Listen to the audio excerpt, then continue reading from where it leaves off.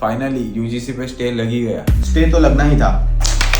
जो एक्ट भेदभाव खत्म करने के लिए बना था वो एक्ट खुद ही भेदभाव करेगा तो और क्या होगा। पर कुछ लोग तो कह रहे थे ये एक्ट सिर्फ कास्ट के लिए नहीं बल्कि religious, gender, place of birth, disabilities सभी के लिए है। जिस लाइन में गवर्नमेंट ने ये लिखा था कि ये law caste, religion, place, birth या डिसेबल लोगों के बीच भेदभाव खत्म करेगा, उसके अगले ही लाइन में ये भी लिखा था कि जो लोग SC, ST, OBC या पिछड़े वर्ग में आते हैं ये लॉ सिर्फ उन्हें ही जस्टिस देगा। मतलब जनरल लोगों के लिए कोई स्कोप नहीं। बिल्कुल, ना कमेटी में उनकी कोई जगह फिक्स थी, ना ही झूठी कंप्लेंट करने वाले का कोई प्राविधान फिक्स था। ये तो बहुत गलत है।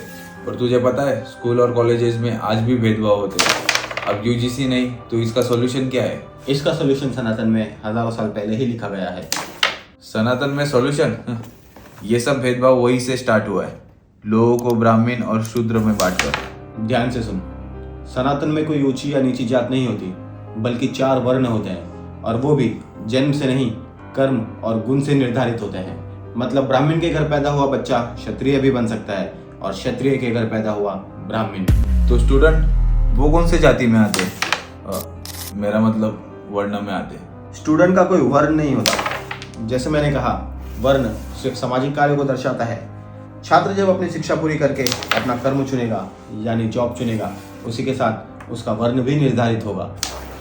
ये तो क्या कुछ भी बोल रहा है? ऐसा कौन है जो एक वर्ण में पैदा होके दूसरे वर्ण में गया होगा? ऐसे तो हजारों उदाहरण है सनातन में, और सबसे बड़ा उदाहरण तो खुद भगवान ही है, जिन्होंने ब्राह्मण के घर पैदा होकर क्षत्रिय धर्म निभाया और 21 अहंकारी और अत्याचारी राजाओं का वध किया। कौन थे वो? थे नहीं, है। अष्ट चिरंजीवी में से एक भगवान परशुराम।